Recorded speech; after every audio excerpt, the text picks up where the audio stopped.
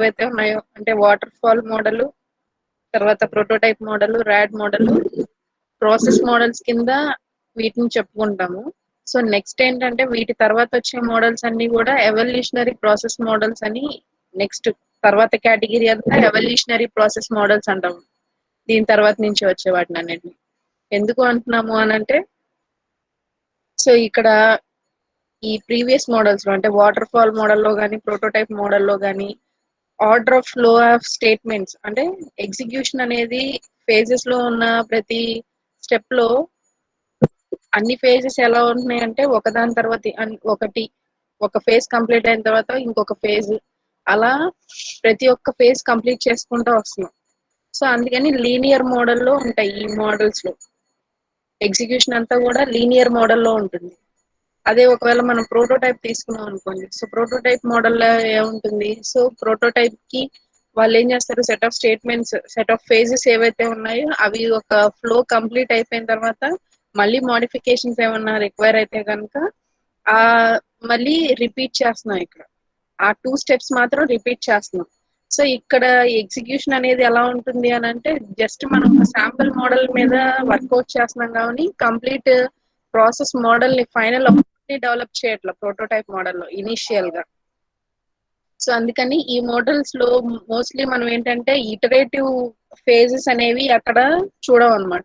So అలాంటి problem అనేది ఈ ప్రాసెస్ మోడల్స్ లో ఉంది. సో ఇటరేటివ్ మోడల్ లేదు కాబట్టి, ఇటరేటివ్ నేచర్ లేదు కాబట్టి వీటికి.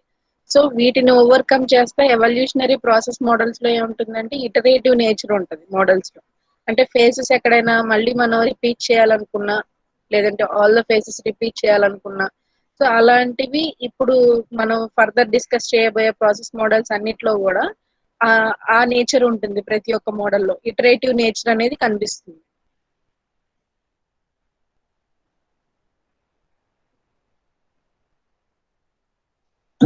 వాయిస్ క్లియర్ గా వినిపిస్తుందమ్మా? మ్యామ్ పీపీటీ కనిపించట్లేదు మ్యామ్. ఇంకా పెట్టలేదు.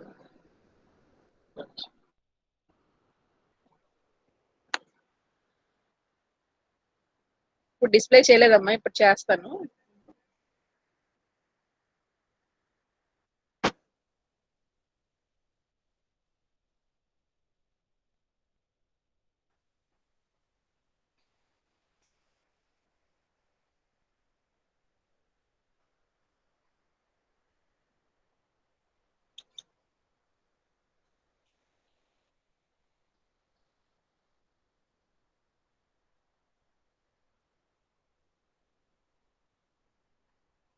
డిస్ప్లే అవుతుందా ఇప్పుడు?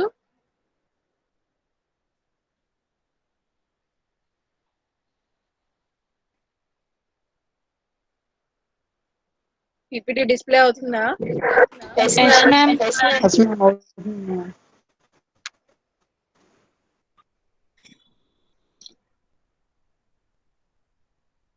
సో ఇనిషియల్ గా మనం నెక్స్ట్ ఈ ప్రాసెస్ మోడల్స్ అంటే వాటర్ ఫాల్ మోడల్, తర్వాత ప్రోటోటైప్ మోడల్, తర్వాత ర్యాడ్ మోడల్స్ చూసినప్పుడు, సో వాటిల్లో ఉన్న ఈ లీనియర్ సీక్వెన్షియల్ ఆర్డర్ ఏదైతే ఉందో దానికి కాంట్రాస్ట్ గా మనం ప్రెసెంట్ ఫర్దర్ గా మిగతా మోడల్స్ లో ఏం చేస్తాం అంటే ఇటరేటివ్ నేచర్ అనేది అబ్జర్వ్ చేస్తాం మిగతా మోడల్స్ లో. ఓకే, సో అందుకని వీటిలో ఆ ఇటరేటివ్ నేచర్ ఉండడం వల్ల వీటిని ఎవల్యూషనరీ సాఫ్ట్వేర్ ప్రాసెస్ మోడల్స్ అంటారు.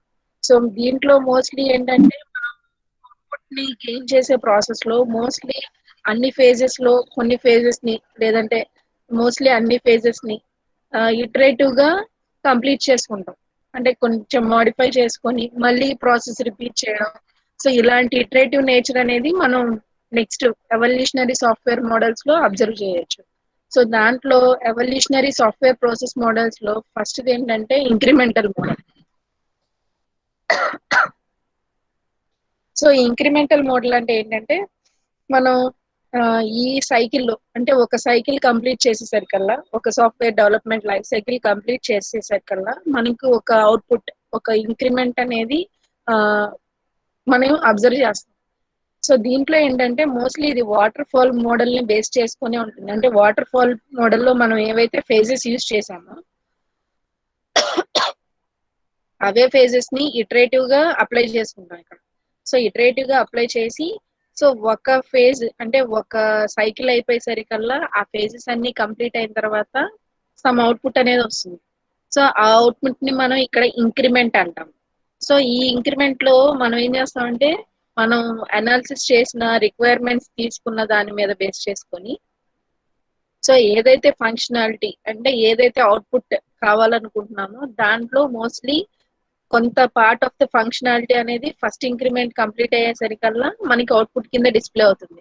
ఒకవేళ ఫర్దర్ గా ఇంకా ఎడిషనల్ మోడిఫికేషన్స్ ఎక్కడైనా రిక్వైర్ అయితే అంటే ఇంకా ఎడిషనల్ ఫంక్షనాలిటీ కావాలి అనంటే ఏం చేస్తాం, మళ్ళీ ఇదే ప్రాసెస్ మళ్ళీ వాటర్ ఫాల్ మోడల్లో ఫస్ట్ ఇనిషియల్ గా రిక్వైర్మెంట్ గ్యాదరింగ్ నుంచి తర్వాత ఇంప్లిమెంటేషన్ దాకా కూడా మొత్తం అన్ని ఫేజెస్ కూడా రిపీటెడ్ గా కంప్లీట్ చేసుకుంటా వస్తాం. సో ఇక్కడ ఇంకొక పాయింట్ ఏంటంటే మనం ఇంక్రిమెంట్ మోడల్లో తీసుకున్న సాఫ్ట్వేర్ ఏదైతే ఉందో దాన్ని ముందు మనం ఏం చేస్తాం అంటే మాడ్యూల్స్ కింద డివైడ్ చేసుకుంటాం.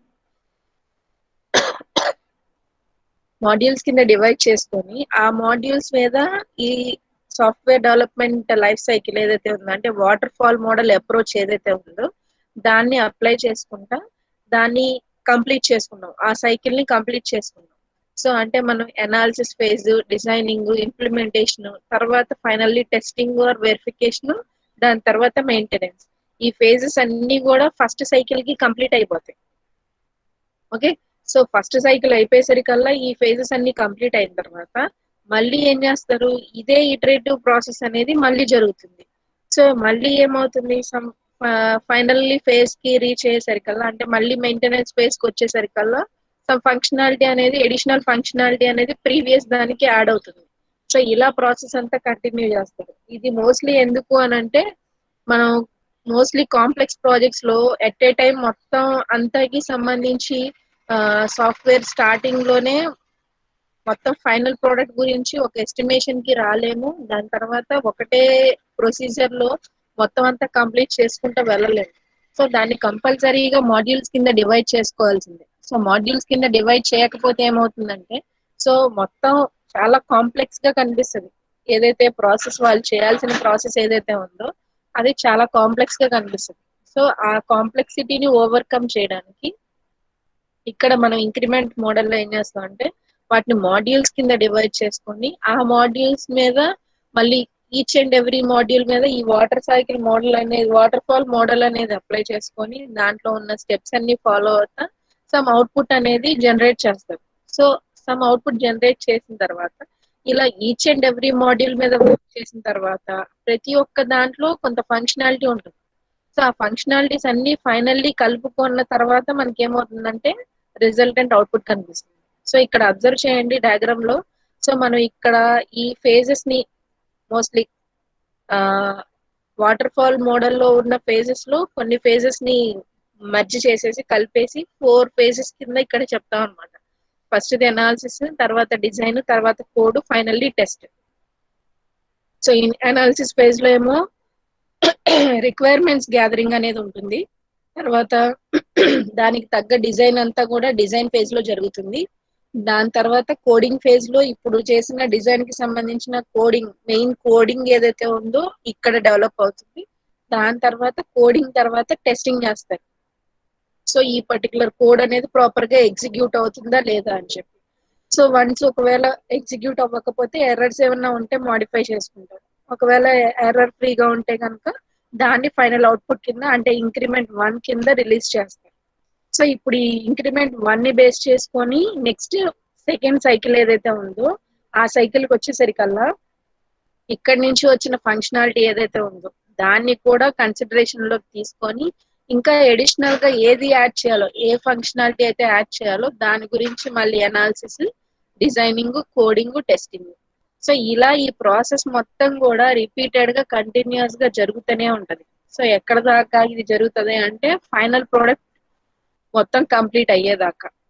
సో అందుకని మనం ఇటరేటివ్ నేచర్ అనేది మనం ఇక్కడ అబ్జర్వ్ చేయొచ్చు.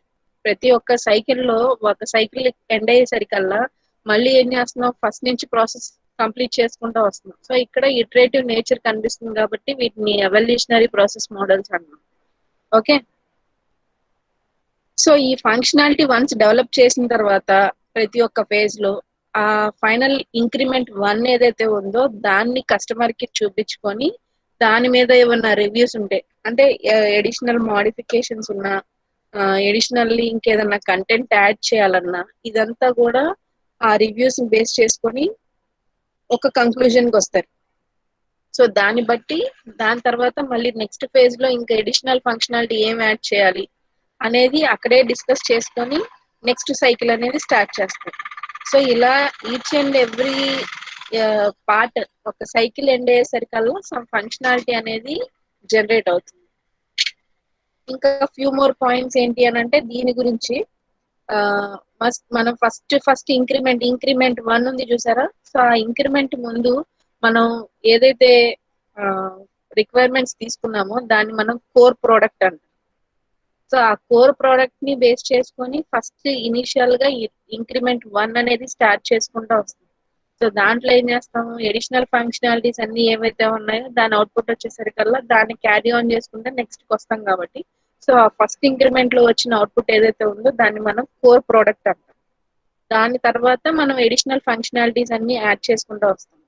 సో ఆ కోర్ ప్రోడక్ట్ తర్వాత స్ట్రిప్ డౌన్ వర్షన్స్ ఆ సెకండ్ ఉన్నాయి చూసారా, ఇంక్రిమెంట్ 2 తర్వాత 3 తర్వాత 4 అలా ఉంటాయి కదా సో ఆన్. సో వాటిని స్ట్రిప్ డౌన్ వర్షన్స్ అంటాం. Stripped down versions. So stripped down versions అని ఎందుకు అంటున్నాం అంటే సో ఇనిషియల్ ప్రోడక్ట్ అనేది మొత్తం కంప్లీట్ గా ఉండదు, సమ్ ఫంక్షనాలిటీ అనేది ఉంటుంది. దాన్ని బేస్ చేసుకొని మనం ఏం చేస్తాం, ఫర్దర్ వర్షన్స్ అనేవి అంటే ఫర్దర్ గా ఇంకా ఫంక్షనాలిటీ అన్ని యాడ్ చేసుకుంటూ వస్తాం కాబట్టి దీన్ని మనం స్ట్రిప్డ్ డౌన్ వర్షన్స్ అంటాం. ఓకే. సో వన్స్ ఇలా ఈ స్టెప్స్ మొత్తం కంప్లీట్ అయ్యే కొద్దీ ఏమవుతుందంటే ఎడిషనల్ గా ఒక్కొక్క ఇంక్రిమెంట్ కి సమ్ ఫంక్షనాలిటీ అనేది కస్టమర్ ఎవాల్యుయేషన్ తర్వాత యాడ్ చేసుకుంటా నెక్స్ట్ ఇంక్రిమెంట్ అనేది రిలీజ్ చేసుకుంటూ వస్తారు. ఇలా ఈ ప్రాసెస్ మొత్తం కూడా రిపీటెడ్ గా కంటిన్యూస్ గా జరుగుతూనే ఉంటుంది. ఎప్పుడు దాకా ఫైనల్ ప్రోడక్ట్ అనేది అచీవ్ చేసేదాకా కూడా ఈ ప్రాసెస్ అంతా కూడా రిపీటెడ్ గా జరుగుతూనే ఉంటుంది. ఇంకా ఇంకొక ఇంపార్టెంట్ పాయింట్ ఏంటి అని అంటే ఈ పర్టికులర్ ప్రాజెక్ట్ అనేది ప్రాసెస్ మోడల్ అనేది ఎలాంటి సిచ్యువేషన్స్ లో చూస్ చేసుకోవచ్చు అని అంటే తక్కువ మంది ఎంప్లాయీస్ ఎక్కడైతే ప్రాజెక్ట్ లో ఇన్వాల్వ్ అయి ఉన్నారో అలాంటి కేసెస్ లో ఏం చేస్తారంటే ఇనీషియల్ గా ఆ ఎంప్లాయీస్ తోటి వర్క్ స్టార్ట్ చేస్తారు. సో వర్క్ స్టార్ట్ చేసిన తర్వాత వాళ్ళ సపోర్ట్ తోటి ఆ ఇంక్రిమెంట్ అనేది కంప్లీట్ చేసుకుంటూ వచ్చినప్పుడు ఒకవేళ ఇంకా ఫర్దర్ ఇంక్రిమెంట్స్ లో ఎడిషనల్ ఫంక్షనాలిటీ ఇంకా మోర్ యాడ్ అవుతుంది, ఇంకా కొంచెం కాంప్లెక్స్ గా ఉంది అన్న కేసెస్ లో అప్పుడు ఇంకా కొంతమంది ఎంప్లాయీస్ ని రిక్రూట్ చేసుకొని సో వాళ్ళ హెల్ప్ తోటి మిగతా వర్క్ అంతా కంప్లీట్ చేయొచ్చు. సో అందుకని చెప్పి ఇక్కడ తక్కువ పీపుల్ అనేది ఫస్ట్ ఇనీషియల్ గా ప్రాజెక్ట్ మీద వర్క్ చేసేటప్పుడు తక్కువ మంది పీపుల్ తోటి ప్రాజెక్ట్ స్టార్ట్ చేస్తారు ఇనీషియల్ గా. ఈవెన్ దో తక్కువ మంది పీపుల్ తో స్టార్ట్ చేసిన తర్వాత ఏమవుతుందంటే ఎడిషనల్ గా కావాలంటే యాడ్ చేసుకుంటూ వెళ్తారు. ఇంకొక మెయిన్ బెనిఫిట్ ఏంటంటే ఈ మోడల్ వల్ల సో టెక్నికల్ రిస్క్స్ అనేవి తక్కువ ఉంటాయి. సో టెక్నికల్ ఆస్పెక్ట్ లో రిస్క్ ఎందుకు తక్కువ ఉంటాయి అని చెప్తున్నాము. సో ఫస్ట్ ఇంక్రిమెంట్ అయ్యేసరికల్లా సో ఫస్ట్ ఇంక్రిమెంట్ కంప్లీట్ చేసేసరికల్లా ఇక్కడ మనం ఏం చేస్తున్నాం, కోడింగ్ అనేది కంప్లీట్ చేసి దానికి సంబంధించిన టెస్టింగ్ చేసిన తర్వాత ఇంక్రిమెంట్ 1 రిలీజ్ చేస్తాం. సో ఇంక్రిమెంట్ 1 రిలీజ్ చేసిన తర్వాత నెక్స్ట్ ఇంక్రిమెంట్ కి వచ్చేసరికల్లా మళ్ళీ ఈ ఇంక్రిమెంట్ 1 లో ఏదైతే కోడ్ తీసుకున్నామో దాన్ని బేస్ చేసుకొని ఇంకా ఫంక్షనాలిటీ అడిషనల్ గా ఏం యాడ్ చేయాలో ఇవన్నీ ఇక్కడ ఇన్పుట్ కింద తీసుకుంటాం నెక్స్ట్ సెకండ్ ఇంక్రిమెంట్ లో. సో దీని వల్ల మెయిన్ బెనిఫిట్ ఏంటి అని అంటే ఫస్ట్ ఫేజ్ లో కోడింగ్ తర్వాత మనం టెస్టింగ్ కంప్లీట్ చేసినప్పుడు మనకి ఏవైతే ప్రాబ్లమ్స్ అక్కర్ అవుతున్నాయో వాటిని ఇక్కడికిక్కడే ఎలిమినేట్ చేసేసుకొని మోస్ట్లీ ఇంక్రిమెంట్ 1 అనేది రిలీజ్ చేస్తున్నాం కాబట్టి టెక్నికల్ రిస్క్స్ అనేవి చాలా తక్కువ ఉంటాయి దీంట్లో. సో దాన్ని ఓవర్కమ్ చేయడానికి ఇంక్రిమెంట్ మోడల్ అనేది చాలా హెల్ప్ అవుతుంది. ఎందుకు అనంటే ఇంక్రిమెంట్ 1 అయిన తర్వాత నెక్స్ట్ ఇంక్రిమెంట్ వెళ్ళేసరికి మనం కస్టమర్ తో ఎవాల్యుయేట్ చేసుకొని కస్టమర్ తో రివ్యూ మీటింగ్స్ పెట్టుకొని నెక్స్ట్ ఫంక్షనాలిటీ ఏం యాడ్ చేయాలనేది డిస్కస్ చేస్తున్నాం కాబట్టి సో మోస్ట్లీ టెక్నికల్ రిస్క్స్ అనేవి ఈ పర్టికులర్ మోడల్ చూస్ చేసుకున్నప్పుడు ప్రాజెక్ట్ వైజ్ గా చాలా తక్కువ ఉంటాయి. ఓకే. నెక్స్ట్ ఈ ఇంక్రిమెంట్ మోడల్లో మనకి ఏమేమి ఫేజెస్ ఉన్నాయి. సో మనం ఇప్పుడు ఇందాక ఫిగర్ లో చూసినట్టుగా మనకి 4 ఫేజెస్ కనిపిస్తున్నాయి. సో ఈ 4 ఫేజెస్ లో ఈచ్ అండ్ ఎవ్రీ ఫేజ్ లో ఏం జరుగుతుంది అని అంటే సో ఫస్ట్ ఏంటంటే రిక్వైర్మెంట్ అనాలిసిస్. సో ప్రతి ఒక్క ప్రాసెస్ మోడల్లో మనం చేసే ఫస్ట్ టాస్క్ ఇదే కాబట్టి, సో ఇక్కడ ఇనీషియల్ గా రిక్వైర్మెంట్స్ ఏవైతే కస్టమర్ కి ఉన్నాయో ఆ రిక్వైర్మెంట్స్ అన్ని కూడా గ్యాదర్ చేసుకొని వాటిని ఏం చేస్తారంటే ప్రెసెంట్ వాళ్ళు వర్క్ చేస్తున్న ఎన్విరాన్మెంట్ కి తగ్గట్టుగా వాళ్ళు కన్వర్ట్ చేసుకుంటారు ఈ రిక్వైర్మెంట్స్ అన్నిటిని. ఓకే, ఆ రిక్వైర్మెంట్స్ అన్నిటిని గ్యాదర్ చేసుకొని దాని మీద అనాలిసిస్ చేసుకొని, సో వాళ్ళ రిక్వైర్మెంట్స్ ఏంటి, సో దీనికి ఇంకా ఫర్దర్ గా ఎలాంటి ఫంక్షనాలిటీస్ యాడ్ చేయాల్సి వస్తుంది అనే బ్రీఫ్ అనాలిసిస్ అనేది ఫస్ట్ ఫేజ్ లో జరుగుతుంది. సో వన్స్ రిక్వైర్మెంట్స్ అన్ని గ్యాదరింగ్ అయిపోయిన తర్వాత నెక్స్ట్ ఫేజ్ ఏంటంటే design phase. So once requirements అన్ని గ్యాదర్ చేసిన తర్వాత ఇప్పుడు ఏం చేస్తారంటే డిజైన్ స్టార్ట్ చేస్తారు. సో ప్రాజెక్ట్ కి సంబంధించిన డిజైన్ స్టార్ట్ చేస్తారు. సో ఆ ప్రాజెక్ట్ కి సంబంధించిన డిజైన్ అంటే ఆర్కిటెక్చర్ డిజైన్ కానీ మిగతా లో లెవెల్ డిజైన్ కానీ హై లెవెల్ డిజైన్ కానీ ఇదంతా కంప్లీట్ చేసుకొని దాని తర్వాత దీన్ని నెక్స్ట్ ఫేజ్ కి ఇన్పుట్ కింద సప్లై చేసుకుంటారు. ఓకే, నెక్స్ట్ స్టేజ్ ఏంటంటే నెక్స్ట్ ఫేజ్ కోడింగ్. సో ఇక్కడ మనం డిజైన్ చేసుకున్న ప్రాజెక్ట్ కి సంబంధించి మనం ఏం చేస్తామంటే ఇప్పుడు కోడింగ్ అనేది స్టార్ట్ చేస్తాం. సో కోడింగ్ స్టార్ట్ చేసేటప్పుడు మనం కావాల్సిన రిక్వైర్మెంట్స్ అన్ని ఇనిషియల్ గానే తెలుసుకుని ఉన్నాం కాబట్టి, సో ఆ రిక్వైర్మెంట్స్ అన్నిటిని ఒక ప్రాపర్ ఫార్మాట్ లో తెలుసుకున్న తర్వాత ఈ టాస్క్ అనేది పర్ఫామ్ చేస్తాం. సో దీని వల్ల ఏమవుతాయి అంటే మోస్ట్లీ ఫంక్షనాలిటీ ఈ ఇంక్రిమెంట్ 1 వచ్చేసరికల్లా దానికి ఏం ఫంక్షనాలిటీ ఉండాలి అనేది బాగా తెలిసి ఉంటది ఆ ప్రాజెక్ట్ లో వర్క్ చేసే పీపుల్ కి. సో దాన్ని బట్టే వాళ్ళ ఆ ఫంక్షనాలిటీ ఏది ఆ ఎగ్జిక్యూట్ అవ్వాలో. సే ఫర్ ఎగ్జాంపుల్ మనం డేటా స్ట్రక్చర్స్ ప్రోగ్రామ్ తీసుకుందాం. డేటా స్ట్రక్చర్స్ ప్రోగ్రామ్ తీసుకున్నప్పుడు దీంట్లో ఇనిషియల్ గా సపోజ్ మనం క్లాసెస్ లో ఒక క్లాస్ లో ఏమో ఫంక్షన్స్ కి సంబంధించిన డెఫినేషన్స్, సెకండ్ క్లాస్ లో ఏమో మెయిన్ క్లాస్ కింద తీసుకున్నాం అనుకోండి. సో మెయిన్ క్లాస్ లో మనం ఏం చేస్తాం, ఫంక్షన్ కాల్ చేస్తాం. Suppose for example insert first function call చేస్తాం. So insert function first function call చేసినప్పుడు ఏమవుతుంది, ఇన్సర్ట్ ఫస్ట్ అనే డెఫినేషన్ ఎక్కడైతే ఉందో అక్కడికి కంపైలర్ జంప్ అయ్యి అక్కడ ప్రోగ్రామ్ కోడింగ్ అంతా ఎగ్జిక్యూట్ చేసుకుంటూ వస్తుంది. సో ఇనీషియల్ గా ఏం చేస్తున్నాం, సపోజ్ మనం ఇది ఈ మోడల్ కి అప్లై చేసేటప్పుడు సో ఫస్ట్ ఇంక్రిమెంట్ అయిపోయేసరికల్లా ఇన్సర్ట్ ఫస్ట్ అనే ఫంక్షన్ కి సంబంధించి కోడింగ్ డెవలప్ చేసాం. ఓకే, అంటే దానికి సంబంధించిన స్టేట్మెంట్స్ ఏవైతే ఉన్నాయో ఆ స్టేట్మెంట్స్ అన్ని కంప్లీట్ చేసుకుంటూ వచ్చాం. ఓకే, ఇక్కడికి ఏమవుతుంది, ఆ ఫంక్షన్ ప్రాపర్ గా వర్క్ అవుతుందా లేదా అనేది మనం ఫైనల్లీ ఫర్దర్ గా టెస్ట్ చేసుకొని దీంట్లో ఈ కోడ్ లో ఏదైనా తప్పులు ఉంటే కనుక దాన్ని రెక్టిఫై చేసుకొని నెక్స్ట్ నెక్స్ట్ స్టేజ్ కి వెళ్తాం, అంటే నెక్స్ట్ ఇంక్రిమెంట్ 2 కి వెళ్తాం. సో ఇక్కడ ఈ పార్ట్ వరకు అయిపోయింది, అంటే ఇన్సర్ట్ ఫస్ట్ అనే ఫంక్షన్ కంప్లీట్ అయిపోయింది. ఇక్కడ నెక్స్ట్ ఫంక్షన్ ఏంటి, సపోజ్ ఇన్సర్ట్ లాస్ట్ ఫంక్షన్ రాయాలి. సో ఇప్పుడు ఈ రిక్వైర్మెంట్ గ్యాదరింగ్ లో అంటే సెకండ్ ఇంక్రిమెంట్ కి వచ్చేసరికల్లా ఇక్కడ అవుట్పుట్ ఏంటి, మనకి ఇన్సర్ట్ ఫస్ట్ ఫంక్షన్ అనేది ఇక్కడ అవుట్పుట్. సో దీని మీద బేస్ చేసుకొని ఇక్కడ ఇప్పుడు నెక్స్ట్ నేను ఏం చేయాలి, ఇన్సర్ట్ లాస్ట్ అనే ఫంక్షన్ కోడ్ రాయాలి. సో ఇక్కడ అనాలిసిస్ వాళ్ళు ఏం చేసుకుంటారు, ఓకే ఆల్రెడీ మనం ఇక్కడ ఇన్సర్ట్ ఫస్ట్ ఫంక్షన్ రాసాము, సో ఇప్పుడు ఇన్సర్ట్ లాస్ట్ ఫంక్షన్ రాయాలి. సో ఇన్సర్ట్ లాస్ట్ ఫంక్షన్ రాయడానికి దీంట్లో మనం ఏవైతే వేరియబుల్స్ యూజ్ చేసామో తర్వాత దీంట్లో మనం ఏ టెర్మినాలజీ వాడామో ఇదంతా తీసుకొని నెక్స్ట్ దీని మీద అనాలిసిస్ చేసుకొని దానికి సంబంధించి డిజైనింగ్ కోడింగ్ టెస్టింగ్ జరిగి ఇంక్రిమెంట్ 2 అనేది రిలీజ్ అవుతుంది. సో వన్స్ ఇంక్రిమెంట్ 2 అయిపోయిన తర్వాత నెక్స్ట్ సపోజ్ డిలీట్ ఫస్ట్ చేయాలి మళ్ళీ. సో మళ్ళీ ఏం చేస్తాం, సో ఇక్కడ ఇంక్రిమెంట్ 2కి వచ్చేసరికల్లా ఇన్సర్ట్ ఫస్ట్ అయిపోయింది, ఇన్సర్ట్ లాస్ట్ అయిపోయింది. ఇప్పుడు ఏం చేయాలి, డిలీట్ ఫస్ట్ చేయాలి కాబట్టి దానికి సంబంధించిన అనాలిసిస్ తర్వాత డిజైనింగ్ కోడింగ్ టెస్టింగ్ చేసి ఇంక్రిమెంట్ 3.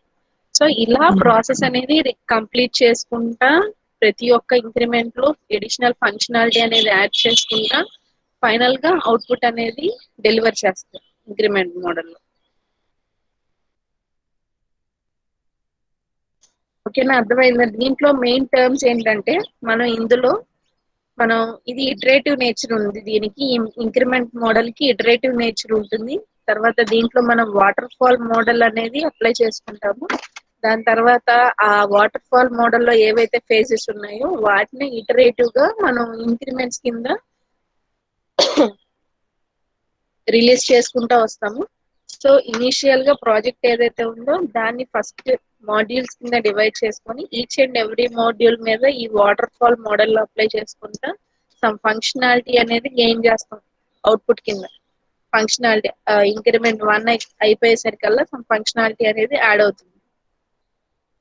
నెక్స్ట్ ఆ ఫంక్షనాలిటీని బేస్ చేసుకొని రివ్యూస్ చేసుకొని తర్వాత ఎడిషనల్ అనాలిసిస్ అంతా కంప్లీట్ చేసిన తర్వాత second increment. So second increment ఏదైతే ఉందో ఆ సెకండ్ ఇంక్రిమెంట్ అనేది స్టార్ట్ చేస్తాం.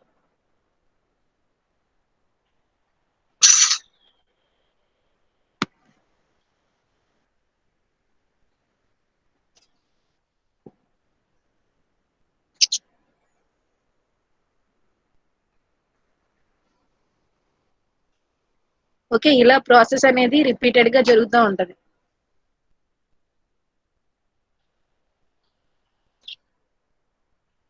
అర్థమైందమ్మా ఫస్ట్ ఇది?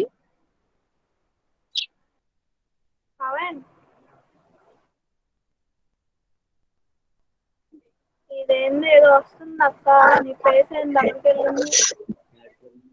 రమ్యశ్రీ మ్యూట్ చేయి.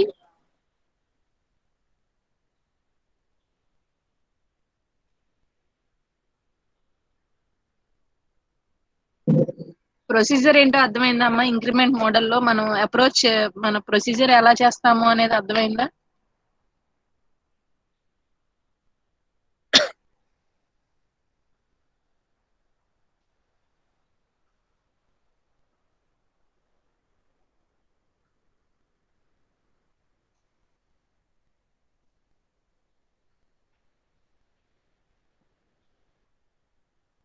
దీంట్లో కోర్ ప్రొడక్ట్ అంటే ఏంటి?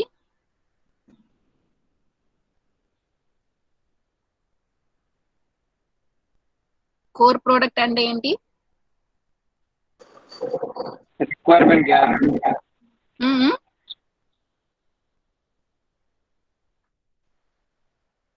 చెప్పమ్మా. Requirement gathering.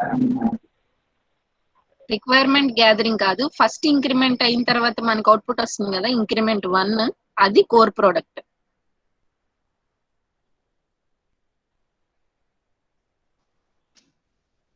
అర్థమైందా? ఫస్ట్ ఇంక్రిమెంట్ అయిపోయిన తర్వాత మనం కొంత పార్ట్ ఆఫ్ ఫంక్షనాలిటీ అనేది యాడ్ చేస్తాం కదా కోడింగ్ కి సంబంధించి. ఆ ఫంక్షనాలిటీని గ్యాదర్ చేసిన మనకు వచ్చిన అవుట్పుట్ ఏదైతే ఉందో దాన్ని మనం కోర్ ప్రొడక్ట్ అంటాం. తర్వాత నెక్స్ట్ మనం ఫర్దర్ గా రిలీజ్ చేసే మిగతా ఇంక్రిమెంట్స్ అన్నిటినీ ఏమంటాము?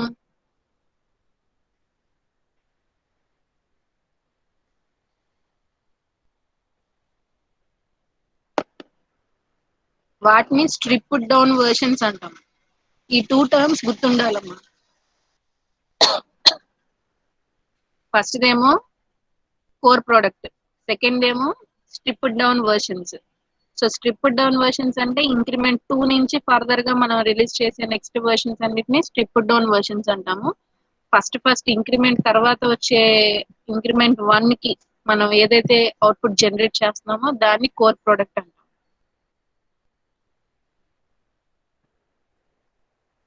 అర్థమైందా? సో ఇప్పుడు మనకి ఇంక్రిమెంట్ మోడల్లో ఏమేమి ఫేజెస్ ఉన్నాయి?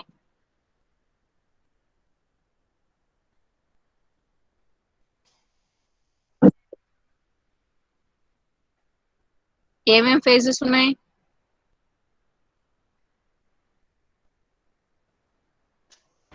టోటల్ 4 మొత్తం 4 ఉన్నాయి. Requirement analysis, design and development, analysis, design, code, test. ఈ 4 ఫేజెస్ ఉన్నాయి. ఈ 4 ఫేజెస్ ని మనం రిపీటెడ్ గా ఎగ్జిక్యూట్ చేసుకుంటూ వస్తాం. సో ప్రతి ఒక్క ఎగ్జిక్యూషన్ తర్వాత ఒక ఇంక్రిమెంట్ అనేది రిలీజ్ చేసుకుంటా ఫర్దర్ గా కంటిన్యూ చేసుకుంటూ వెళ్తాం. అర్థమైందా increment model?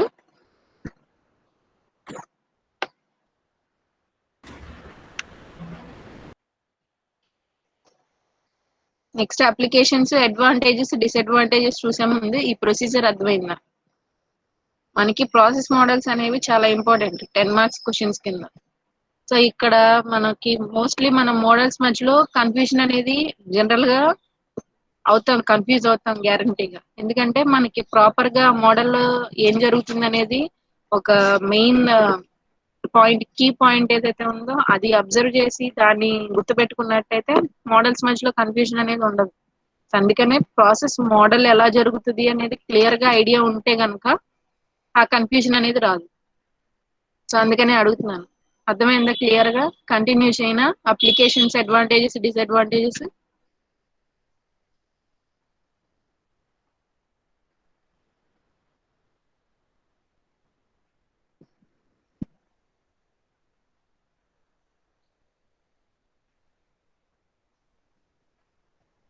Yes ma'am. Next applications చూద్దాం. అంటే ఈ ఇంక్రిమెంట్ మోడల్ ని ఎక్కడ అప్లై చేయాలి?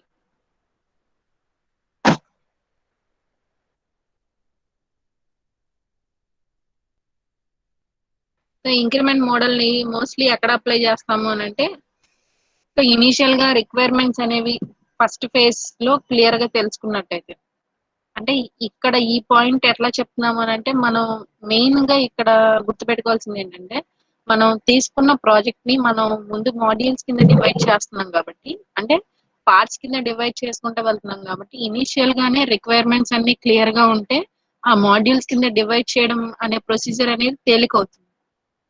సో అందుకని ఎక్కడైతే ప్రాజెక్ట్స్ లో రిక్వైర్మెంట్స్ అనేవి ముందుగా క్లియర్ గా తెలుసుకున్నట్టయితే కనుక అక్కడ ఈ మోడల్ అనేది యూజ్ చేయొచ్చు. నెక్స్ట్ సెకండ్ పాయింట్ ఏంటంటే, early release of a project arises. So customer కనుక ముందే ప్రోడక్ట్ కి సంబంధించి రిలీజ్ అడుగుతున్నారు అనుకోండి, అంటే ఫైనల్ ప్రోడక్ట్ ని చూపించమని అడుగుతున్నారు. సో ఎడిషనల్ ఫంక్షనాలిటీ మనం ఇంకా తర్వాత యాడ్ చేసుకోవడానికి ఇక్కడ ఛాన్సెస్ ఉన్నాయి కాబట్టి మనం ఏం చేస్తున్నాం అంటే, ఇంక్రిమెంట్ 1 తర్వాత వచ్చిన కోర్ ప్రోడక్ట్ అవుట్పుట్ ఏదైతే ఉందో దాన్ని అతనికి ఇవ్వడానికి ఛాన్స్ ఉంది. సో తర్వాత మిగతా ఫంక్షనాలిటీ అంతా యాడ్ చేసుకుంటా మాడ్యూల్స్ ని ఇంకా ఇంక్రిమెంట్ చేసుకుంటా ఎడిషనల్ ఫంక్షనాలిటీ అనేది యాడ్ చేసుకుంటా ఫర్దర్ మోడిఫికేషన్స్ చేసుకుంటా నెక్స్ట్ వర్షన్ రిలీజ్ చేయొచ్చు. సో ఇనీషియల్ గా ఒక వర్షన్ అనేది మనం ముందే ఇచ్చేస్తున్నాం కాబట్టి, సో అందుకని చెప్పి ఒకవేళ కస్టమర్ ఎవరైనా కనుక ముందే కొంచెం తక్కువ టైం పీరియడ్ లో మనకి వాళ్ళకి ముందే కావాలి ప్రోడక్ట్ అని అంటే కనుక అలాంటి కేసెస్ లో కూడా మనం ఇంక్రిమెంట్ మోడల్ ని చూస్ చేసుకోవచ్చు. తర్వాత సాఫ్ట్వేర్ ఇంజనీరింగ్ టీమ్ అనేది ఎక్కువ స్కిల్డ్ పీపుల్ లేకపోయినా, అంటే తక్కువ స్కిల్స్ ఉన్న పీపుల్ ఉన్న తర్వాత వాళ్ళకి ట్రైనింగ్ అనేది ఇంకా ఇవ్వాలనుకోండి, అలాంటి కేసెస్ లో కూడా ఈ మోడల్ ని చూస్ చేసుకోవచ్చు. అంటే ఇక్కడ మనం ఇందాక ఇంకొక పాయింట్ విన్నారు, మీకు గుర్తుందా?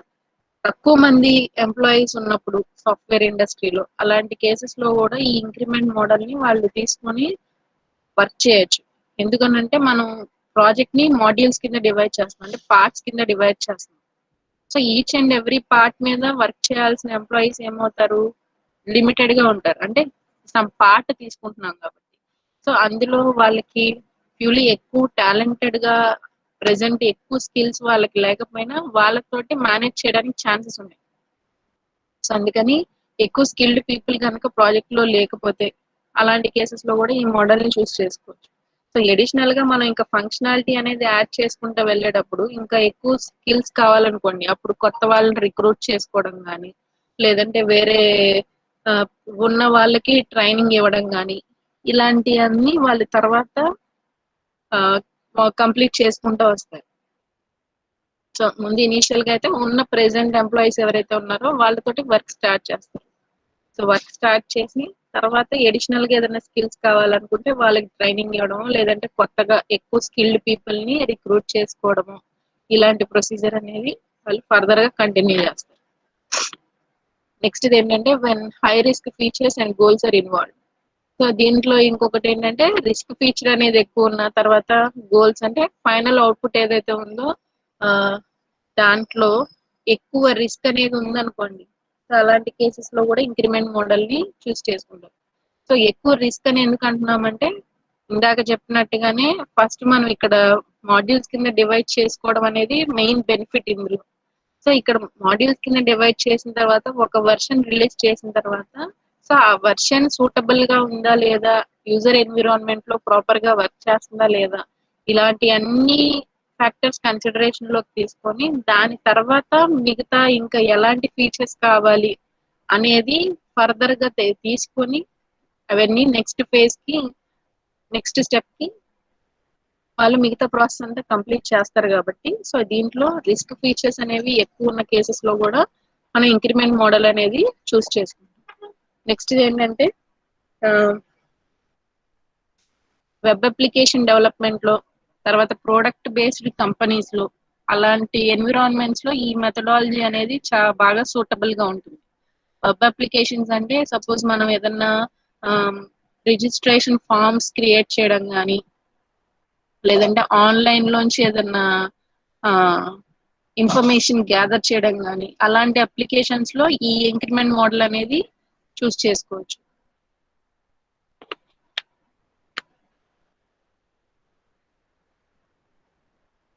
ఎందుకనంటే మనం ఇప్పుడు ఆన్లైన్ అప్లికేషన్స్ జనరేట్ చేసినప్పుడు ఇంకా సపోజ్ మనం ఒక ఫామ్ తయారు చేసాం, ఆ ఫామ్ లో ఏం అడుగుతున్నాము, సపోజ్ రోల్ నెంబరు, నేమ్, తర్వాత అడ్రస్, స్టేట్, సిటీ, ఇలా ఎడిషనల్ ఒక ఫామ్ జనరేట్ చేసిన తర్వాత సో ఫర్దర్ గా నెక్స్ట్ ఇట్లా కస్టమర్ కి ప్రొవైడ్ చేసిన తర్వాత కస్టమర్ ఇంకొక ఫీల్డ్ యాడ్ చేయమన్నారు, ఏమని ఫోటో కూడా కావాలి అని చెప్పి. సో ఇప్పుడు మనకి ఏమవుతుంది, ఆల్రెడీ మనం ఫామ్ డిజైన్ చేసాం, దాంట్లో ఏం చేస్తాం ఎడిషనల్ గా ఈ ఒక కంట్రోల్ అనేది యాడ్ చేస్తాం. ఈ కంట్రోల్ అనేది యాడ్ చేసి దాని తర్వాత మళ్ళీ నెక్స్ట్ వర్షన్ రిలీజ్ చేస్తాం. సో ఇలాగా వర్షన్స్ అనేవి రిలీజ్ చేసుకుంటూ వస్తారు అన్నమాట. ఓకే, సో ఇవి increment model uses. Okay, next ఏంటంటే అడ్వాంటేజెస్, డిసడ్వాంటేజెస్.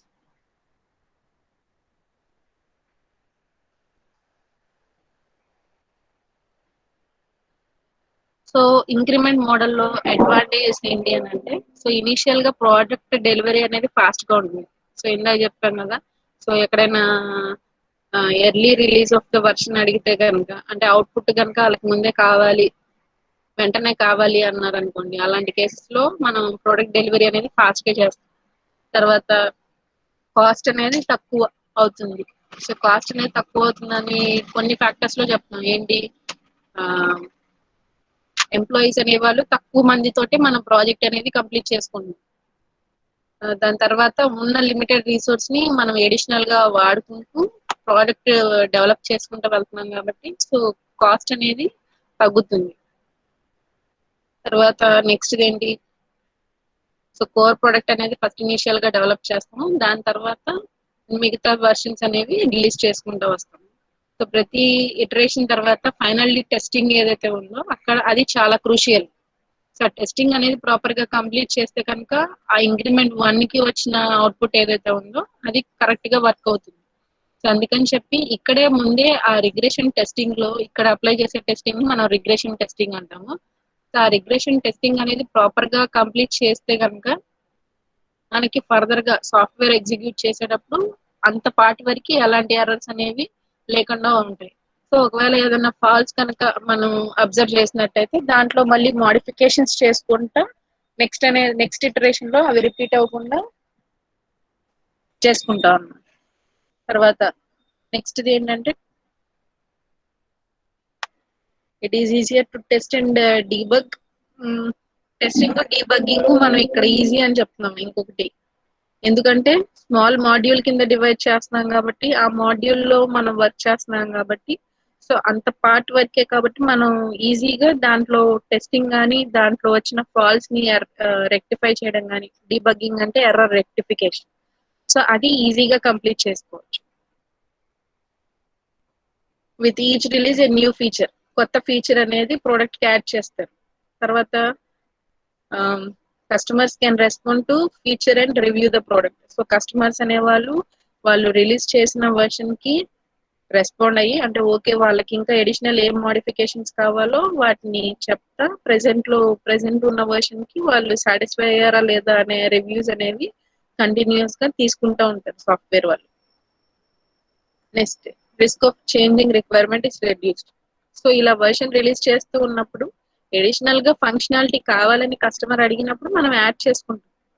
సో ఈ రిక్వైర్మెంట్ అనేది మోస్ట్లీ ముందే మనం గ్యాదర్ చేసేసుకుంటే ఇంక్రిమెంట్స్ రిలీజ్ చేసినప్పుడు తర్వాత ఎడిషనల్ మన ఫంక్షనాలిటీ యాడ్ చేసుకోవాల్సిన దానికి మోస్ట్లీ ఎక్కువ చేంజెస్ అనేవి ఉండవు.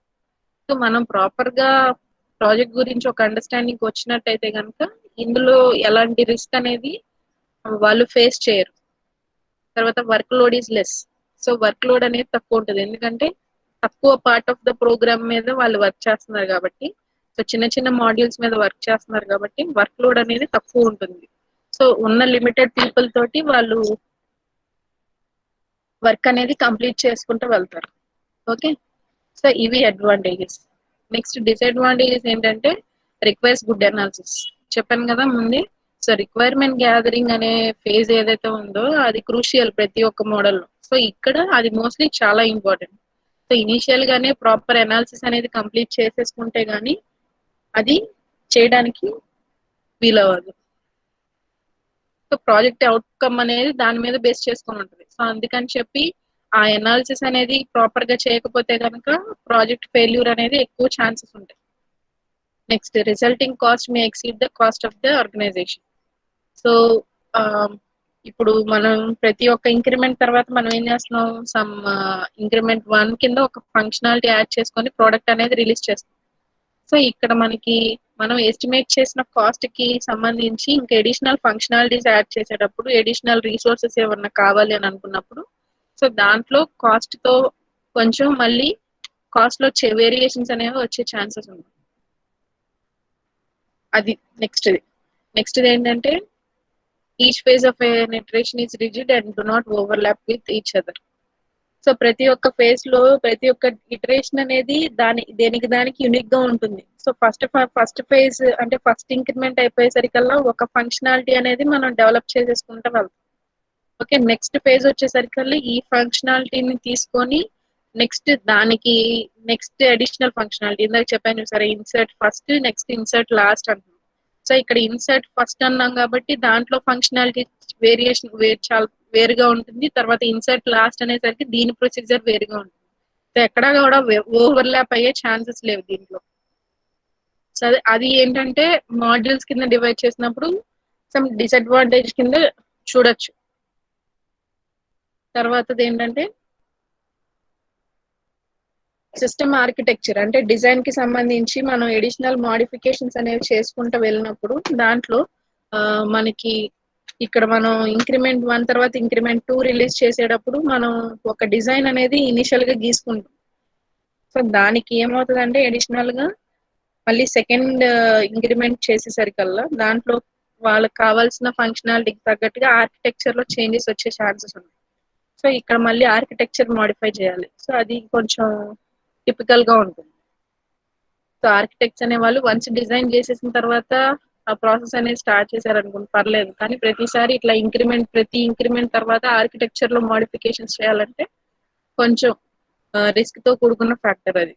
సో అది కూడా ఒక డిసడ్వాంటేజ్ దీంట్లో. సో ఇవి డిసడ్వాంటేజెస్. అర్థమైందమ్మా?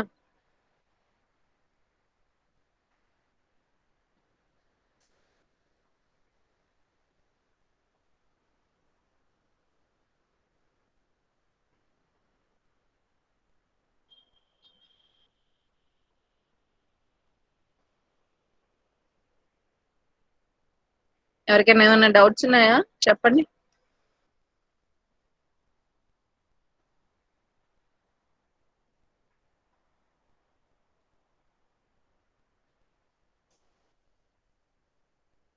మోస్ట్లీ మీరు ఇంకొక పాయింట్ ఎక్కడ కన్ఫ్యూజ్ అవుతారంటే అడ్వాంటేజెస్ దగ్గర డిసడ్వాంటేజెస్ దగ్గర కన్ఫ్యూజ్ అవుతారు. సో ఇక్కడ కాన్సెప్ట్ ఏంటి అనేది క్లియర్ గా తెలుసుకుంటే డిసడ్వాంటేజెస్ అడ్వాంటేజెస్ కంపారిటివ్ గా చూసుకోండి. సో కొన్ని కంపారిటివ్ గా చూసినప్పుడు ఏమవుతాయి అంటే సో కంపారిజన్ చేసుకుంటే గుర్తు పెట్టుకోవడానికి ఎక్కువ ఈజీగా ఉంటుంది.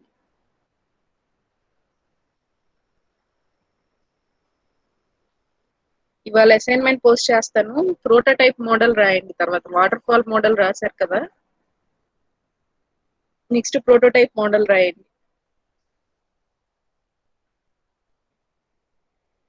సండే కల్లా సబ్మిట్ చేసేయాలి అందరూ.